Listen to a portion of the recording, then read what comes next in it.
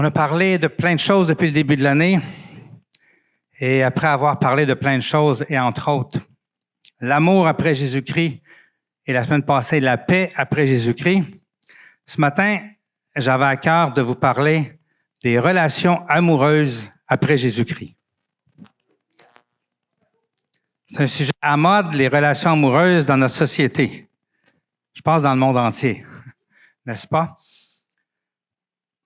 Et tous ceux qui sont connectés sur Facebook sont en contact régulier avec toutes sortes de monde qui parlent de leurs relations amoureuses. Hein, vous voyez ça en couple. Hein, les grosses annonces en couple. C'est important pour notre société, pour nos Québécois et pour les gens un peu partout dans le monde, les relations amoureuses. C'est pas un sujet nouveau. Ma motivation d'en parler ce matin, et ça fait un bout de temps que j'y pense, OK? C'est que je vois autour de moi, et je pense que vous le voyez vous aussi, beaucoup de souffrance par rapport aux relations amoureuses, OK? Et je m'en viens pas pour démolir les relations amoureuses ce matin-là. J'y crois. Dieu les a créées. Ils sont bonnes. Mais malheureusement, étant donné qu'ils sont mal vécus, il y a énormément de souffrance partout sur la terre à cause des relations amoureuses. Et s'il y a une chose qu'il faut parler dans l'Église, c'est de ça. Amen. On aime ça parler de l'amour agapé, l'amour inconditionnel, l'amour de Dieu, l'amour parfait auquel on est appelé. Mais il faut parler aussi des relations amoureuses, qui est un autre type d'amour. Okay? L'amour entre un homme et une femme qui se découvrent et qui deviennent éventuellement un couple, qui fondent une famille et qui font que depuis 6000 ans, la Terre grandit, la population de la Terre grandit continuellement. Amen. Mais on voit cette souffrance-là. Je le vois au bureau, je le vois dans l'Église, je le vois dans ma famille, je le vois autour de moi. Les couples sont affectés, les familles sont affectées, la société est affectée. On redéfinit ce qu'est un couple dans notre société tellement qu'on est rendu mêlé. Et dernièrement, j'ai été vraiment interpellé par le gouvernement qui disait qu'il était sensible à des demandes de personnes LGBTQ qui demandaient de pouvoir reconnaître 3 parents au lieu de 2. Parce que eux, c'était à 3 qui vivaient ça. Puis le gouvernement a dit oui, il n'a pas dit que oui, il le reconnaîtrait, mais on va étudier la question. Reconnaître 3 parents au lieu de 2. On est tellement mêlés et notre société va pas bien à cause de ça. Ça affecte beaucoup de savoir que quelque chose que Dieu a créé peut être une source de tellement de souffrance sur la terre. Amen. Le principe créé par Dieu des relations amoureuses, partout dans le monde, c'est bafoué, c'est corrompu, c'est défait. Hein? Ça sort complètement du plan de Dieu. Et c'est pour ça qu'il y a tellement de souffrance. Amen. Un souci de Dieu dans Osée. Mon peuple est détruit parce qu'il lui manque la connaissance. Là, il parle à son peuple, il ne parle pas aux gens qui ne sont pas croyants, il parle aux croyants. Mon peuple est détruit parce qu'il lui manque la connaissance. Ça continue en disant le même verset. Puisque tu as rejeté la connaissance, je te rejetterai. Tu ne pourras plus exercer la fonction de prêtre pour moi, de même que tu as oublié la loi de ton Dieu. J'oublierai aussi tes enfants. J'ai toujours été interpellé par la première partie. Mon peuple est détruit parce qu'il lui manque la connaissance. Et ça, c'est une vérité. Son peuple, l'Église, quand on n'a pas la connaissance, on a beau croire en Dieu, on a beau prier, on a beau aller à l'Église, on fait plein de mauvais choix, puis à cause de ça, on se plante et on en souffre et on fait souffrir des gens autour de nous. Mais c'est la première fois que j'étais interpellé par le reste du verset ici. Il dit, puisque tu as rejeté la connaissance, je te rejetterai. Ici, on sait que dans la nouvelle alliance en Jésus-Christ, jamais Dieu va nous rejeter. Jamais. OK? C'est une alliance éternelle qu'il a faite avec nous. Mais par contre, la puissance de sa vérité pour faire que notre vie soit bonne et épanouie, cette partie-là veut dire tu n'y auras pas accès parce que tu la rejettes, la connaissance, parce que tu ne l'as pas, la connaissance. Il dit, tu ne pourras plus exercer la fonction de prêtre pour moi. Ça veut dire que lorsqu'on s'éloigne des voies de Dieu, lorsqu'on vit notre vie selon notre façon de voir plutôt que la façon que Dieu l'a créée, notre fonction de prêtre qui est d'être des intermédiaires entre Dieu et le reste du monde, ben, on perd cette fonction-là parce on se coupe de Dieu quand on ne marche pas avec Dieu. Et il va jusqu'à dire de même que tu as oublié la loi de ton Dieu, j'oublierai aussi tes enfants. Et on sait que quand en tant que croyant, on s'éloigne de Dieu ou on vit une religion tout en faisant à notre tête, ça a un impact sur nos enfants et on perd nos enfants carrément. Okay?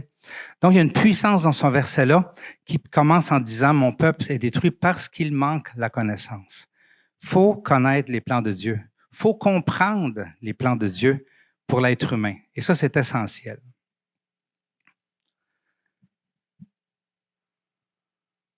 Donc, le but ce matin, c'est d'acquérir la compréhension. Comprendre pourquoi ça va mal, pourquoi Dieu nous demande ce qu'il nous demande, pourquoi faire les bons choix éclairés. Hein? Donc, compréhension, compréhension, compréhension.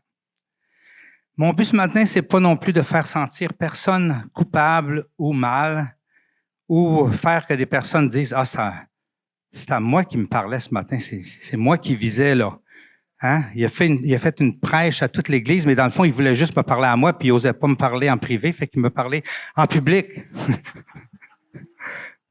Je veux juste vous dire que mon message, c'est pour tout le monde ce matin. Pour les vieux, les jeunes, les mariés, les pas mariés, les célibataires, les moitiés célibataires, tout le monde, OK? Donc, je vise pas personne. Je fais juste, merci beaucoup, Daniel, je fais juste souffrir de voir des gens souffrir à cause qu'ils n'ont pas cette connaissance-là des relations amoureuses telles que Dieu les a créées. Amen. Donc, mon désir, c'est de remettre à sa place ce que Dieu a créé et d'enseigner une meilleure voie que nos voies, une meilleure que ce que le monde nous analyse ou essaye de nous enseigner. Donc, c'est la voie de après Jésus-Christ, du Créateur des relations amoureuses. Amen. Jésus fait souvent référence à l'Ancien Testament quand il enseigne. Il y a des citations, il parle de personnages bibliques, des prophètes, des rois, des personnes de foi. Hein, puis souvent, il va référer à l'Ancien Testament. Mais il y a une fois où Dieu ne réfère pas à l'Ancien Testament, mais il réfère à une époque avant l'Ancien Testament. Saviez-vous qu'il y avait une époque avant l'Ancien Testament? Il appelle ça le commencement. Hein? Et la vraie ligne du temps, notre thème de l'année, c'est avant Jésus-Christ, après Jésus-Christ, mais la vraie ligne du temps, c'est pas juste avant Jésus-Christ et après Jésus-Christ. C'est au commencement, avant Jésus-Christ et après Jésus-Christ. Parce qu'au commencement et dans le temps de l'Ancien Testament, sauf au début, sauf au commencement à la création, OK? C'était vraiment pas la même game. OK? Et au commencement, ça se réfère à avant que Adam et Ève brisent leur confiance avec Dieu et en soient finalement séparés, eux et leurs descendants. Donc, au commencement, c'est avant ça. Dans Genèse 1:1, ça dit « Au commencement, Dieu créa les cieux et la terre. » Amen.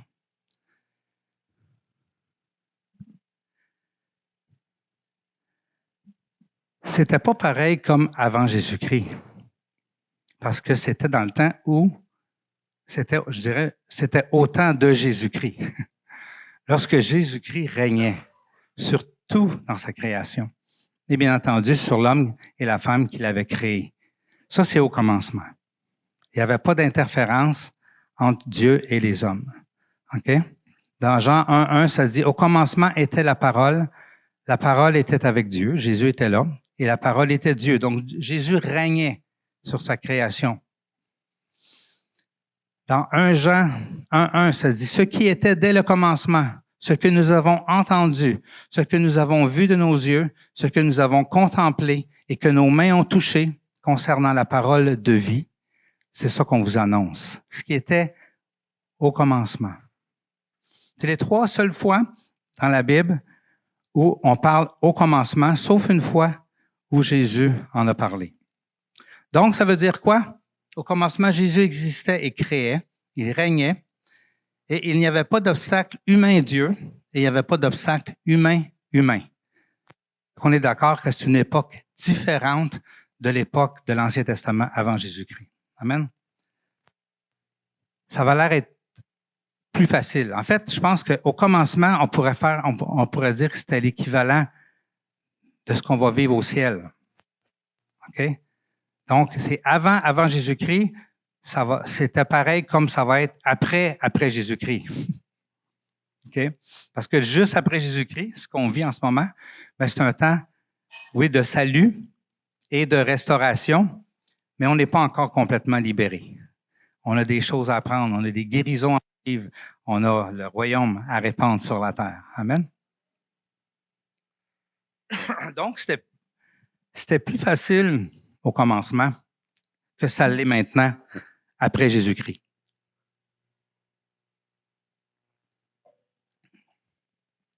Jésus a parlé pendant son séjour sur la terre de plein de belles choses, de plein d'espérances, réconciliation avec le Père, réconciliation entre les êtres humains, entre les peuples. Il a parlé d'amour, il a parlé d'amitié, il a parlé de fidélité, il a parlé de foi, d'harmonie, de paix, etc., etc. Mais la seule fois qu'il a dit au commencement, savez-vous, c'est quoi qu'il a parlé? Des relations amoureuses.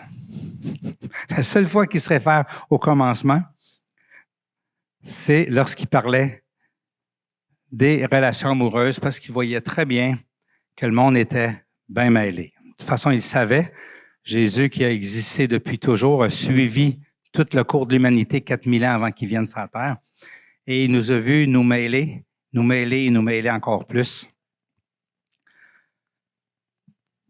Alors, il dit ceci dans Matthieu 19, 4, 6. « N'avez-vous pas lu que le Créateur, au commencement, fit l'homme et la femme, et qu'il dit, « C'est pourquoi l'homme quittera son père et sa mère, et s'attachera à sa femme, et les deux deviendront une seule chair.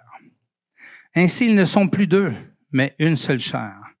Que l'homme, donc, ne sépare pas ce que Dieu a joint. » Donc ici, Jésus fait référence à la Bible, à Genèse, okay, le premier livre de la parole, qui parle du commencement pendant 2 chapitres avant qu'il y ait le premier péché. Donc, il fait référence à cette époque de avant Jésus-Christ. Cette époque heureuse et sans obstacle entre les relations. Et bien entendu, sans obstacle dans la relation amoureuse. Donc, Jésus est en train de dire, ma venue, c'est pour vous ramener là, au commencement, où il n'y avait pas d'obstacle à votre bonheur. C'est pour ça que je suis venu sur la terre. Amen. C'est bon, hein, quand même, qu'il soit venu sur la terre pour ça. La clé qu'on voit dans ce verset-là, la clé du au commencement, c'est une seule chair. Au commencement, multipliez-vous. Le monde que j'ai créé est basé sur une relation amoureuse de parents qui sont unis et qui sont soudés l'un à l'autre, qui sont une seule chair. Et tout ce qui allait naître de cette harmonie parfaite, de cette transparence et de cette unité parfaite dans l'amour, c'était un royaume merveilleux et glorieux. Donc, l'expression clé dans Genèse ici, OK? Jésus la mentionne, puis c'est intéressant de voir qu'il insiste. Il continue en disant « Ainsi », après avoir dit que c'était écrit ça, il dit « Ainsi ». Je vous explique là. Écoutez, Ils ne seront plus deux. Les disciples étaient en train de discuter par rapport au divorce avec Jésus. Et Jésus est en train de leur dire que malgré la loi de Moïse qui permettait, il dit, oui, il vous l'a permis parce que vous étiez tout mêlés. OK? Mais au commencement, c'était pas comme ça. OK? C'est pour ça qu'il insiste. Il dit, ainsi ils ne seront plus deux, mais une seule chair. Et il finit en disant que l'homme donc ne sépare pas ce que Dieu a uni. Qui a uni? C'est Dieu qui a uni, c'est pas l'homme. C'est intéressant de savoir qu'un homme et une femme s'unissent. OK? On pourrait dire, ben oui, mais c'est eux autres qui ont décidé de s'unir. Mais la Bible elle nous dit que même si c'est nous autres qui décident de s'unir, c'est vrai. Ce qui se passe à ce moment-là, il se passe un phénomène, OK, où les âmes s'unissent. Et ça, c'est l'œuvre de Dieu. L'œuvre que Dieu fait chez un homme et une femme qui s'unissent, OK, corps, âme et esprit. Donc, qui s'unissent sexuellement. OK? Lorsqu'ils s'unissent, c'est pas juste leur corps qui s'unit, mais c'est leur âme aussi qui s'unissent et qui deviennent un et qui deviennent inséparables. C'est pour ça que Jésus dit, ne séparez pas ce que vous avez uni. Il dit, ne séparez pas ce que Dieu a uni. Parce que c'est pas vous autres qui a créé l'homme et la femme, c'est Dieu. Et de la manière qu'il les a créés, c'est que quand ils s'unissent, ils deviennent un. Et c'est plus séparable. C'est plus possible de séparer ça. Ça, c'est au commencement.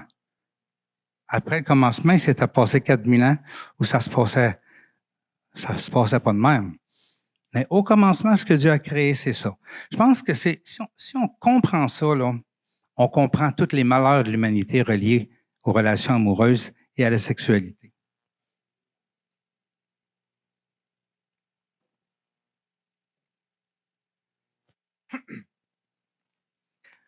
Juste avant de continuer, je veux rétablir deux choses. Les deux plus grosses blessures ou brisures, je vais dire brisures que l'humanité a pu subir dû à la chute. OK? Et les deux ont rapport à l'intimité. Lorsque Adam et Ève ont arrêté de faire confiance à Dieu, il s'est passé deux phénomènes. OK?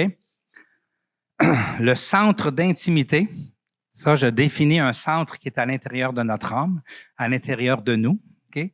Dieu avait mis ça en nous. Un, pour avoir une relation avec Dieu, transparente et complète, sans obstacle. Et une, pour avoir une intimité aussi puissante qu'avec Dieu entre l'homme et la femme qui s'uniraient. OK?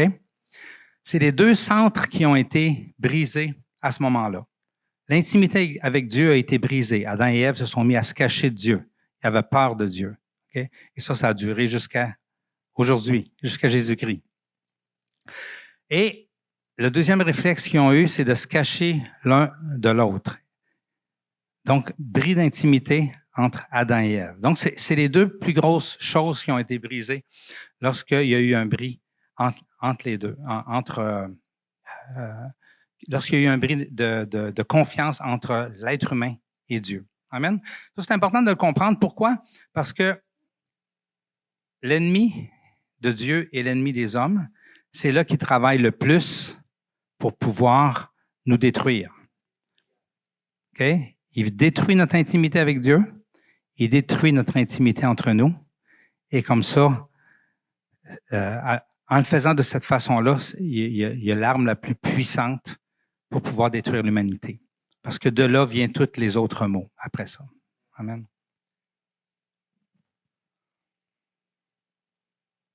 Ceci étant compris, on peut savoir où est-ce qu'on se bat pour ne pas laisser l'ennemi nous détruire et détruire l'humanité. Premièrement, dans nos vies, dans nos couples, dans nos familles. OK?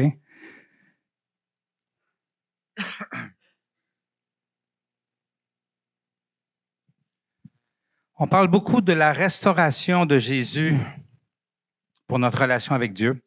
On parle de la restauration de l'humanité, mais il faut parler aussi de la restauration de ce phénomène de fusion qui est la sexualité. C'est quoi la sexualité? C'est la façon que Dieu a créée pour qu'un homme et une femme qui s'unissent, fusionnent ensemble et ne soient plus jamais séparés par après. Ça se résume à ça, la sexualité. Et par ça vient plein d'autres choses. Tu as des enfants, tu as aussi... tu bâtis ensemble et tout ce qui vient avec, tout ce qui fait que quelqu'un s'épanouit sexuellement. Mais c'est pour ça que ça a été créé. Et quand c'est pas employé dans ce sens-là, on rouvre la porte grande à l'ennemi pour détruire nos âmes. Et on va parler beaucoup de l'âme ce matin.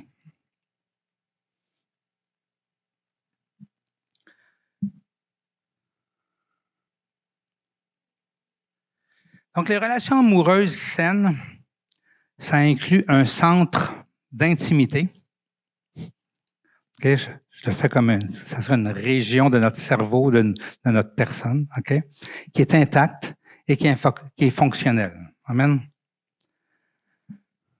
Donc, il faut comprendre le commencement pour bâtir l'avenir, n'est-ce pas?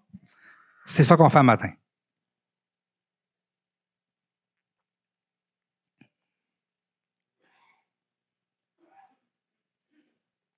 Je vous donne des petits dessins.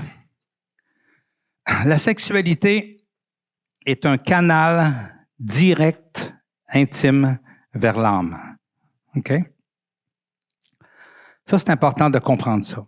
L'âme, c'est quoi? C'est tout ce qui touche notre psychologie, nos émotions, notre estime de soi, notre personnalité, notre caractère, notre facilité ou non d'être en relation, notre joie, nos tristesses, notre capacité d'aimer ou d'haïr, nos impulsions, nos obsessions, nos tics puis nos tocs, tous nos dons, nos dysfonctions, notre capacité d'être intime ou non, la douceur de notre cœur ou la dureté de notre cœur, la bonté, la méchanceté, la patience, l'impatience, l'anxiété, la paix, etc., etc., etc. J'ai juste touché à un peu ce qui était l'âme. Lorsque notre âme est affectée, c'est tout ça qui est affecté. Si la sexualité a un lien direct, aussi direct avec l'âme, on peut-tu comprendre pourquoi il y a tellement de monde qui souffre à cause de la sexualité? Hein? C'est facile à comprendre lorsqu'on comprend ça. Fait que la deuxième chose importante à comprendre, c'est ça. À quel point il y a une proximité entre la sexualité et l'âme. Et si c'est pas utilisé comme Dieu veut qu'on l'utilise, on détruit notre âme, on affecte notre âme. Hein? On fait du mal à notre âme et à tout ce que ça comprend. Donc, Dieu a créé ce canal privilégié-là, OK, en nous pour une raison, afin que l'homme et la femme puissent fusionner ensemble au niveau de l'âme. C'est ça le but de Dieu lorsqu'il a créé la sexualité. Et qu'ils deviennent une seule chair et qu'ainsi ils deviennent forts, solides, unis, OK, et grandis, OK? Il y a des passages de la Bible qui disent lorsque 1 plus 1, ça fait 10 dans le langage de Dieu. Parce que lorsqu'on s'unit, on devient plus fort, capable d'affronter tous les problèmes, toutes les difficultés, toutes les épreuves de la vie, lorsqu'on est soudé, solide. Amen. Ça, c'était le plan de Dieu.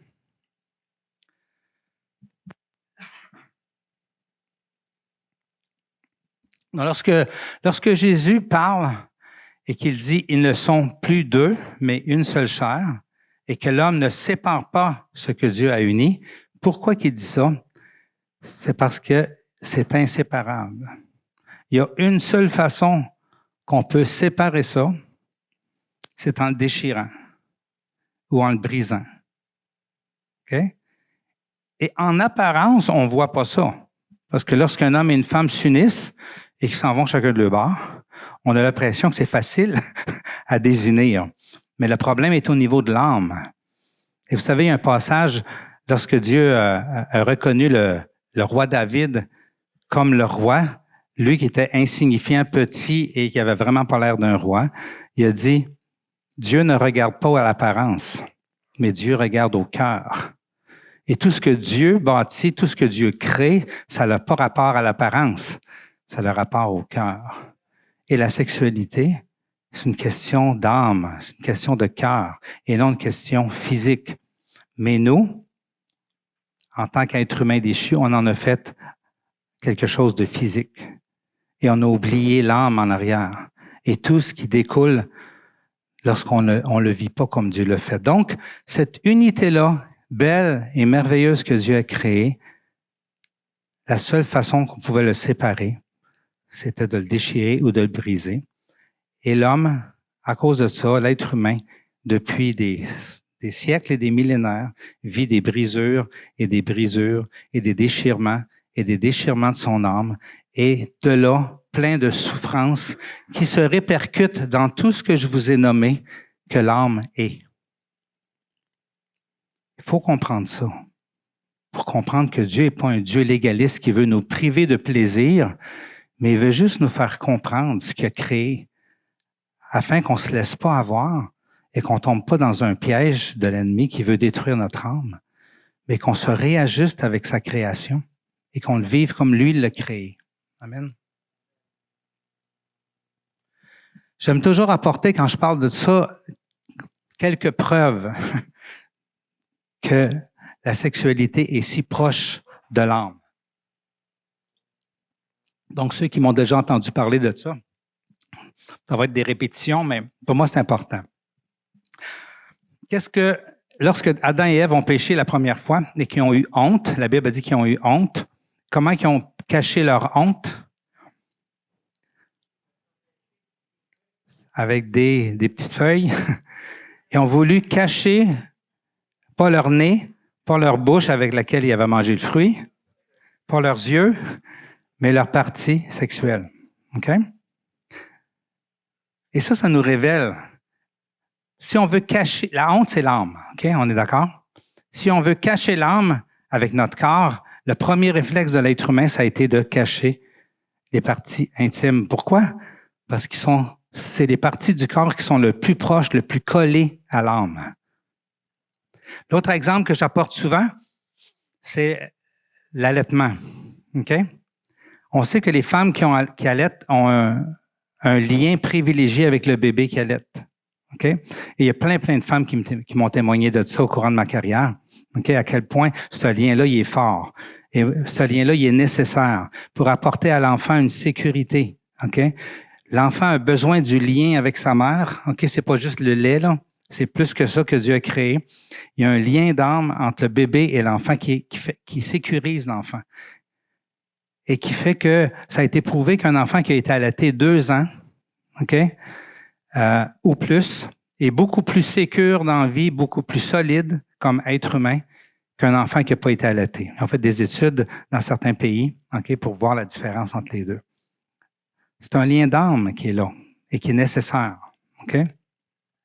Et bien entendu, on connaît toutes les tragédies reliées aux abus sexuels. Et les enfants qui ont été abusés sexuellement, OK? Même si ça a été leur corps qui a été abusé, c'est leur âme qui est affectée pour tout le reste de leur vie. Et ça nous montre encore une fois à quel point tout ce qui est sexuel, c'est collé sur l'âme. Et quand c'est affecté physiquement, c'est l'âme qui est affectée. Et c'est long à guérir. Amen. Donc, j'aime toujours apporter ces petits exemples-là pour vraiment nous convaincre, nous, l'Église, à quel point Dieu a mis ça proche, l'âme et la sexualité. Amen. Donc, sachant ça, l'ennemi, sachant ça, il sait comment aller jouer dans notre âme et détruire notre âme et nous affecter et nous diminuer et nous faire sentir mal et nous faire sentir moins qu'en rien, nous faire sentir sale, mettre la honte sur nous pour pouvoir nous éloigner de Dieu et faire ce qu'il veut avec nous autres. Amen. Il sait comment détruire l'être humain. Pour moi, c'est important l'introduction de Normand parce que je sais que dans nos sociétés aujourd'hui, à quel point, dès la l'enfance, nos enfants sont déjà affectés par des enseignements qu'ils ne devraient pas entendre et par toutes sortes d'expériences aussi qui se vivent à cause de notre société qui banalise la sexualité. Et leur âme est affectée dès leur jeunesse. Des dépendances sont créées, des déformations de la pureté de ce que Dieu a créé sont en temps d'eux autres et ça fait qu'ils partent mal dans la vie.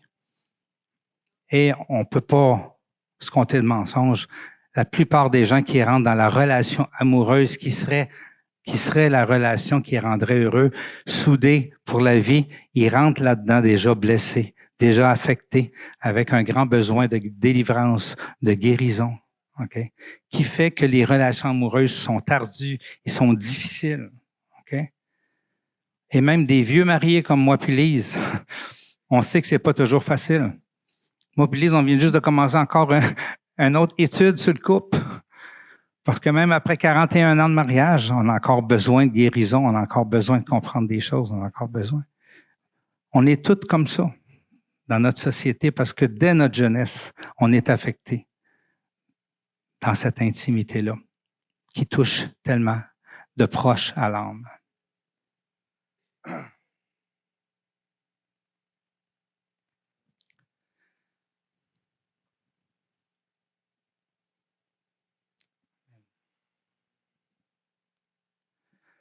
Donc, l'ennemi veut détruire l'âme des êtres humains créés à l'image de Dieu. Et la deuxième chose qu'il veut détruire, c'est les relations amoureuses. C'est trop menaçant pour lui quand c'est sain et c'est bien fait. L'ennemi, la parole a dit, il est venu pour détruire, pour tuer, pour voler. Hein? On va regarder quelques passages du Cantique des Cantiques, qui est un livre dans la parole de Dieu qui m'a interpellé encore une fois, qui m'a souvent interpellé. C'est un livre qui parle vraiment des relations amoureuses, au-delà de l'amour agapé. Et ça parle d'un jeune homme et d'une jeune fille. Okay? Il y a d'autres personnages dans le livre. Il y a Salomon qui apparaît une couple de fois. On ne sait pas trop pourquoi. Et que toutes les filles aiment. On sait que Salomon était vraiment dans le champ par rapport à l'unicité du couple. Il y avait 700 concubines puis 300 femmes, je pense. Mais là, il parle d'un jeune homme et d'une jeune fille. OK? Et il y a des choses qui m'ont interpellé par rapport à ça et par rapport au plan de Dieu pour les relations amoureuses. On va en lire quelques passages. Premièrement, je vous commence avec un passage qui parle de l'amour, de cet amour-là. Ça dit, « Soutenez-moi avec des gâteaux et des raisins, fortifiez-moi avec des pommes, car je suis malade d'amour. » C'est fort, là, l'amour. Hein? Elle court, la maladie d'amour des enfants. Amen. Ça peut être une maladie, sauf si c'est vécu exactement comme Dieu veut.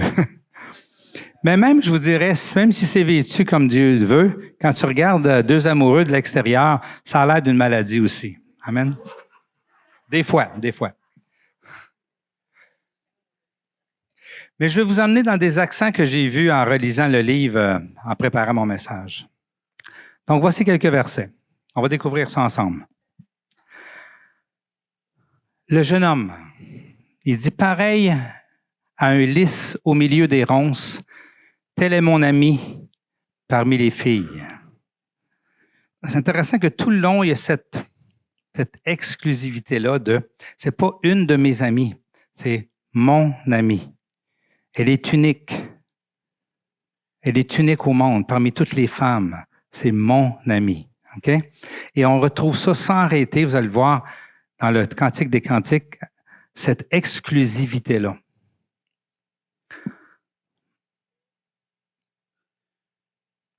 La jeune femme a dit, « Pareil à un pommier au milieu des arbres de la forêt, tel est mon bien-aimé parmi les jeunes hommes. » Mon bien-aimé. Hein? Pas un de mes bien-aimés, mais mon bien-aimé. Il y en a juste un. Amen. La jeune femme, c'est la voix de mon bien-aimé. Le voici qui arrive, sautant sur les montagnes, bondissant sur les collines. Ça continue. 3-2. Je veux me lever pour faire le tour de la ville, dans les rues et sur les places. Je veux chercher celui que mon cœur aime. Pas un de ceux que mon cœur aime, celui que mon cœur aime. Voyez-vous à quel point il y a une exclusivité que Dieu a créée dans ces relations amoureuses. Le jeune homme, tu es belle, mon ami. Il n'y a aucun défaut en toi. L'amour pur a fait disparaître tous les défauts. Les relations amoureuses affectées par le péché ou n'importe quoi a fait ressortir tous les défauts. Mais quand tu aimes de façon pure, on dit l'amour est aveugle, il n'y a plus de défauts. Hein? Tout est beau.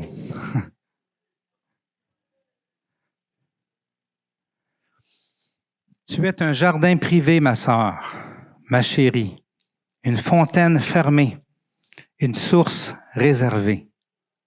Amen. Tu es unique. Tu es réservé. Personne d'autre pour toi. Juste moi et toi, toi et moi.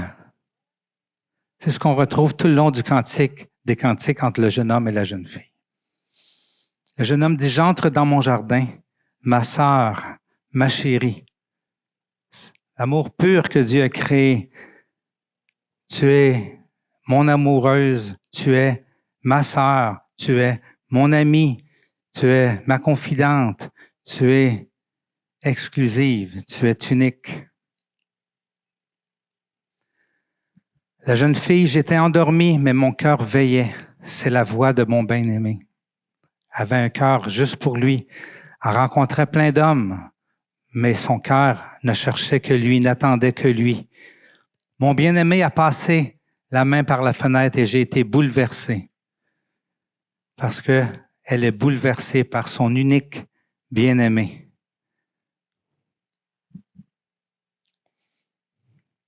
Pourquoi qu'elle est bouleversée? Parce que la relation amoureuse que Dieu a créée est connectée à l'âme et elle bouleverse l'âme. Les filles de Jérusalem lui disent, « Qu'a-t-il de plus qu'un autre, ton bien-aimé, toi la plus belle des femmes? Qu'a-t-il de plus qu'un autre, ton bien-aimé, pour que tu nous supplies de cette manière-là? » Incompréhensible pour quelqu'un qui n'a pas ce lien d'âme-là. Mais pour celui qui le vit, c'est il ou elle est au-dessus de tout, de tous les autres. Amen. Je suis à mon bien-aimé et mon bien-aimé est à moi. Le jeune homme, il peut y avoir 60 reines, 80 concubines et des filles en grande quantité incalculable. Ma colombe, ma parfaite est unique. Unique parce qu'au commencement, c'était comme ça. Ce que Dieu a créé au commencement, c'était un compagnon, une compagne unique pour la vie. Amen. Donc Dieu a créé la sexualité pour une fusion inséparable et unique dans la vie de l'être humain. Mais la réalité, c'est que, comme je vous disais tantôt, on arrive malheureusement dans nos relations amoureuses déjà affectées et tout cet aspect-là de notre intimité est déjà abîmé et déformé. Lorsqu'on décide de se choisir un couple, on se demande pourquoi c'est si dur, pourquoi c'est si facile un coup qu'on veut vivre notre vie comme on rêve de le vivre. Et on se rend pas compte qu'on est affecté. On a été blessé. On a été... L'image de la relation amoureuse a tout été déformé dans notre cœur. Dieu qui a créé ce lien puissant, OK? à cause des âmes qui sont touchées par ce lien-là. Il sait qu'en même temps, ce lien-là est fragile et ce lien-là est vulnérable. Et c'est pour ça que tout au long du Cantique des Cantiques, il met en garde de réveiller cela avant le temps. Et malheureusement, chez nos jeunes aujourd'hui, c'est réveillé bien avant le temps. Il dit, je vous en prie, filles de Jérusalem, par les gazelles et les biches des champs, ne réveillez pas l'amour avant qu'elle ne le veuille. Dans Cantique des Cantiques, 2,7, 3,5, 8,4, c'est répété. C'est répété parce que c'est important. Parce que Dieu, il sait que c'est un centre puissant pour le couple, mais fragile et vulnérable, et une entrée pour l'ennemi pour détruire l'âme. Réveillez pas ça avant qu'il ne soit temps. Et c'est là l'importance que vient et que Dieu nous demande de s'engager pour la vie lorsqu'on décide d'aller vers une relation intime. C'est ça le mariage qu'on parle dans l'Église, dans la parole de Dieu. C'est l'engagement. Avec cette connaissance-là que la personne avec qui je vais me munir, okay, sexuellement, il va se créer une fusion de nos âmes qui vont être inséparables sans une déchirure, une douleur et une blessure. Je m'engage avant. Pour la vie, pour le meilleur et pour le pire, on va se battre pour notre couple jusqu'à la fin. Et un coup qu'on s'est engagé, on peut fusionner. Comprenez-vous que le principe de ne pas avoir de sexualité avant le mariage, c'est simplement un principe de comment on a été créé, point. C'est pas quelque chose de légaliste. Dieu sait comment il nous a créés. Il sait ce que ça va nous faire si on fusionne et on défusionne et on fusionne et on brise et on fusionne et on déchire. Il sait ce qui va se passer en dedans. Il veut pas que ça arrive. Et Dieu nous met en garde. Dieu nous dit, garde comment je vous ai créé. Et ce que je vous demande, c'est de pouvoir vivre l'épanouissement que j'ai mis là-dedans. Mais c'est fragile. Ça s'abîme tellement facilement. Engagez-vous et après ça, fusionnez. Amen.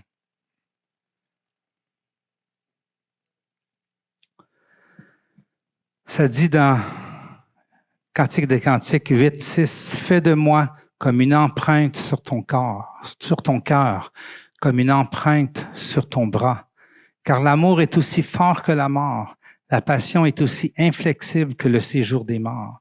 Ces ardeurs sont des ardeurs de feu, une flamme de l'Éternel. Une flamme bonne? Sûrement parce qu'elle est de l'Éternel. Hein? Une empreinte sur ton cœur. Les âmes fusionnent. Une empreinte sur ton bras. Aussi fort que la mort. Rien ne peut briser ça. Aussi inflexible que le séjour des morts. Une ardeur de feu. Une flamme de l'Éternel. Et à cause de ça, Dieu dit, faites attention à cette partie-là de vous que j'ai mis en vous. Gardez-la juste pour ce quoi ça a été créé. Pour fusionner avec la femme ou l'homme que je vous ai réservé et avec qui vous pouvez bâtir une famille. C'est beaucoup plus puissant qu'on le pense. C'est intérieur, c'est pas extérieur. C'est beau l'intimité entre nous et Dieu, et c'est beau aussi dans le couple. C'est une autoroute vers l'épanouissement et le bonheur, si c'est pas blessé, affecté et brisé. Amen.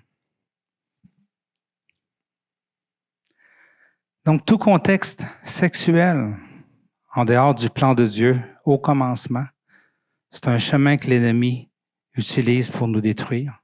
OK? Parce qu'il a accès par là à toute notre âme. Il peut faire ce qu'il veut avec nous autres.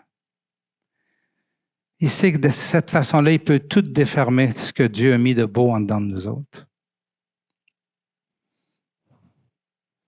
Il est même arrivé à détruire toute dignité humaine avec le cours du temps, en rabaissant cette merveille qui est la sexualité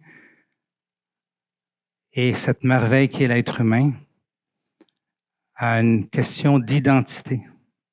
Et aujourd'hui, c'est tragique de voir que les gens parlent constamment d'une identité sexuelle. C'est plus une identité d'être un être humain. On est rendu du sexe. Mon identité, c'est ma sexualité. C'est grave. Quel rabaissement. On était des humains, puis on est rendu une identité sexuelle. C'est ce que l'ennemi a réussi à faire. Et pourquoi ça s'est fait?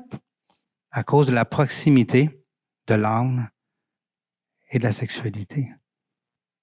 Et si tu joues constamment là-dedans, ça devient ton identité. C'est puissant de même.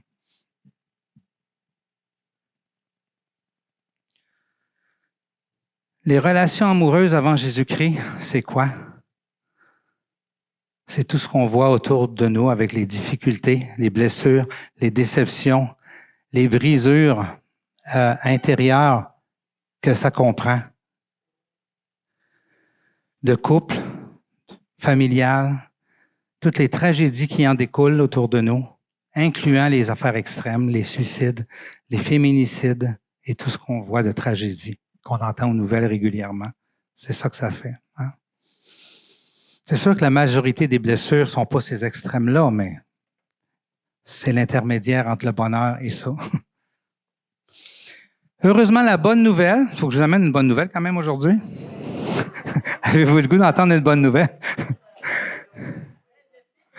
C'est qu'il existe un après Jésus-Christ qui est là pour restaurer. Après Jésus-Christ, c'est la restauration de l'âme et des relations amoureuses et des couples et de la famille et de la société. Et ça, c'est l'œuvre du sang de Jésus qui a coulé pour nous sur la croix et qui est assez puissant pour nous restaurer. Et j'en parlerai pas longtemps parce que je voulais vraiment vous emmener ce qui a besoin d'être restauré. On le sait que la plupart de ceux qui ont goûté à Christ, à quel point il vient restaurer nos âmes. Okay? Donc, il n'y a pas de limite à la puissance du sang de Jésus pour restaurer nos âmes. Mais il faut comprendre c'est quoi qui a besoin d'être restauré pour pouvoir être mieux restauré.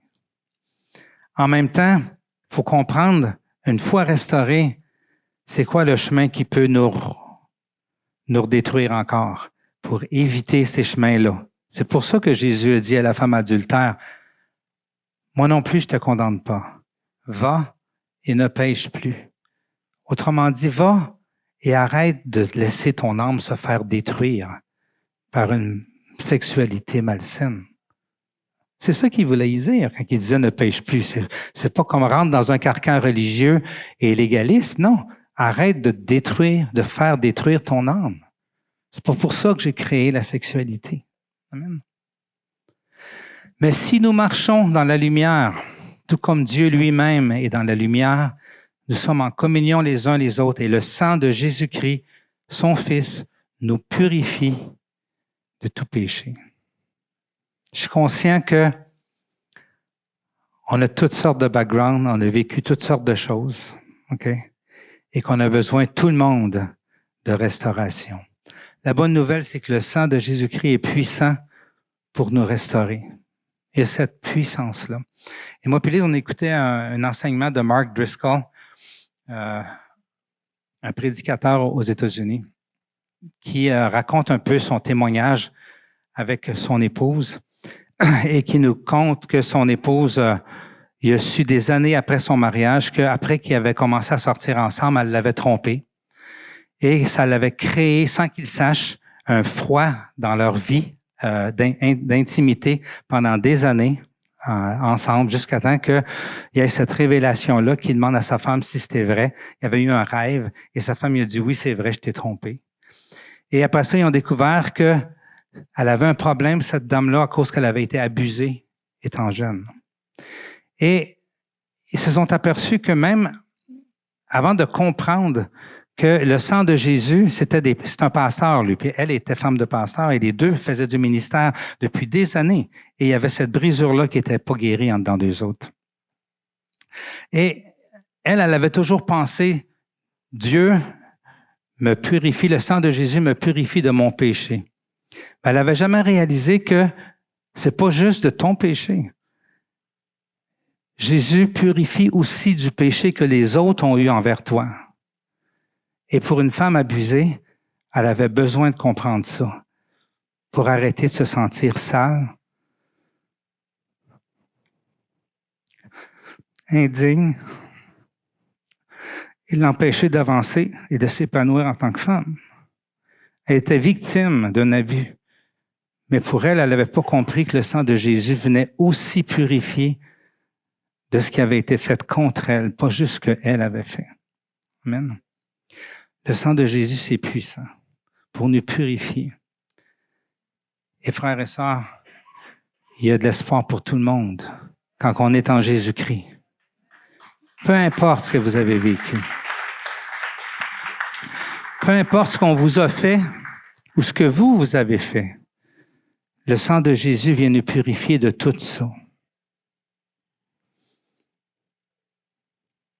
Il faut ouvrir notre cœur au sang de Jésus qui vient nous purifier de tout ça.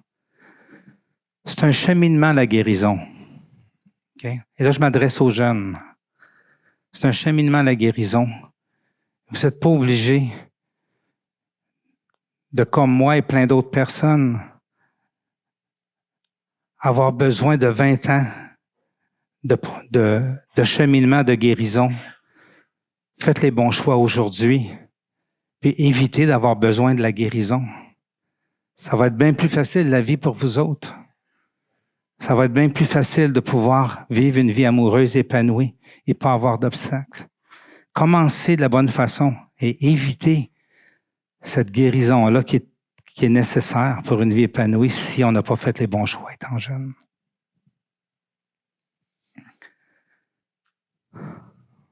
Aux jeunes célibataires qui se sont gardés purs, je vous encourage, restez comme ça. Laissez pas l'ennemi venir jouer dans vos âmes. Ouvrez pas la porte à la sexualité. Aucune forme. Parce que toutes les formes, virtuelles, pas virtuelles, l'autosexualité ou peu importe, l'ennemi vient jouer dans votre âme et vient la détruire. Ouvrez pas la porte. Amen. Aux célibataires qui ne se sont pas gardés purs, laissez-vous laver par le sang de Christ et fermez la porte à l'ennemi de vos âmes qui cherche juste l'occasion de continuer de vous faire du mal et de vous blesser. Aux couples qui se fréquentent, comme Dieu vous demande de vous fréquenter, continuez comme ça. Gardez la fusion pour après votre engagement dans le mariage. Et aux couples qui vivent pas ça, qui sont ensemble mais qui se sont jamais engagés, mais qui vivent cette fusion-là. Le sang de Christ est puissant lorsqu'on se repent et qu'on dit « Seigneur, j'ai fait fausse route ». Faites pas comme le monde qui disent « On veut essayer avant ».